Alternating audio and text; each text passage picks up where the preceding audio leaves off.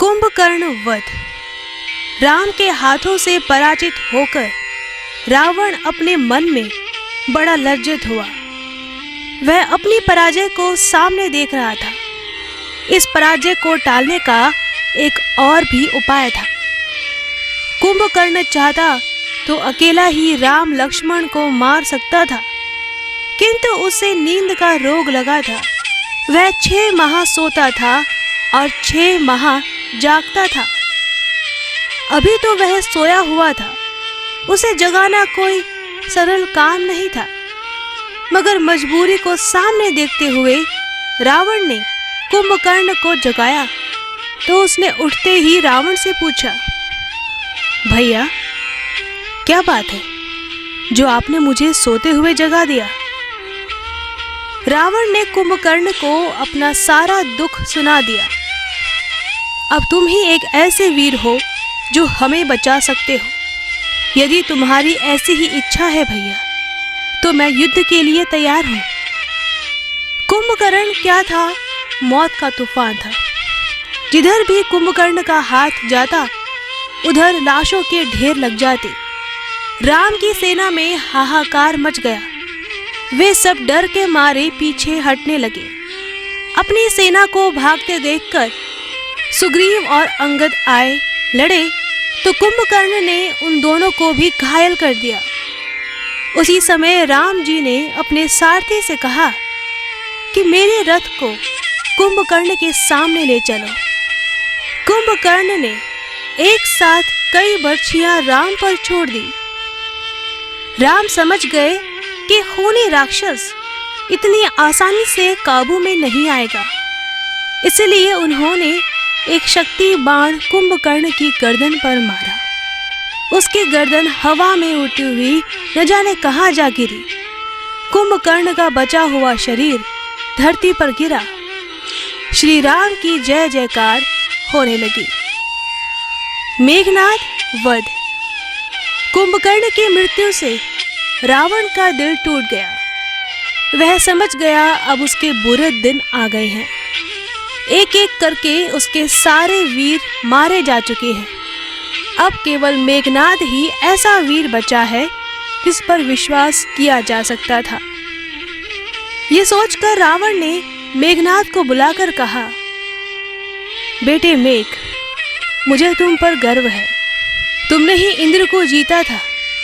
अब तुम ही राम को जीतकर सिद्ध कर दो कि तुमसे बड़ा वीर इस धरती पर कोई नहीं है। पिताजी, आप चिंता क्यों करते हैं? कल सुबह मैं राम लक्ष्मण दोनों के सिर काटकर आपके सामने रख दूंगा। मेघनाद अपनी बहुत बड़ी राक्षसी सेना को लेकर युद्ध के लिए निकला तो उसकी आंखों में खून उतर आया। उसके दोनों हाथों में लंबी तलवारें थीं। जिधर भी उसकी तलवार निकल जाती उधर ही वानरों की लाशों का ढेर लग जाता। लक्ष्मण अपनी सेना को इस प्रकार वध देखकर तड़प उठा। उसने अपने सारथी से कहा, मेरा रथ मेघनाद के सामने ले चलो। आज मैं देखता हूँ इस इंद्रजीत की भुजाओं में कितनी ताकत है। मेघनाद ने अपने सामने लक्ष्मण को देखा तो उसका क्रोध और भी तेज हो गया। उसने अपने हाथों को आगे करके दोनों तलवारों से लक्ष्मण पर भयंकर आक्रमण किया। इस बार लक्ष्मण जी ने खुद को बचाया ही नहीं, बल्कि इस बात का पूरा लाभ उठाया कि मेघनाद यह समझ रहा था कि अब लक्ष्मण मर ही जाएगा। मगर लक्ष्मण ने उसी अवसर का लाभ उठाया और महाशक्ति बाण उसके गले पर मारा, जिससे गला काटकर सीधा उसकी मां के चरणों में गिरा। इस प्रकार रावण के सारे बेटे एक एक करके मारे गए। राम रावण युद्ध। सुबह होते ही रावण बची हुई राक्षसी सेना को इकट्ठा किया और ब्रह्मा जी की पूजा करने गया। माथे पर चंदन का बड़ा टीका लगाए वह पूर्ण ब्राह्मण के भेष में युद्ध के लिए क्रोध से पागल हो रहा था। वानर सेना पर रावण सेना भूखे शेर की भांति टूट पड़ा। रावण राम को तलाश करता हुआ ठीक उसके रथ के सामने पहुंच गया।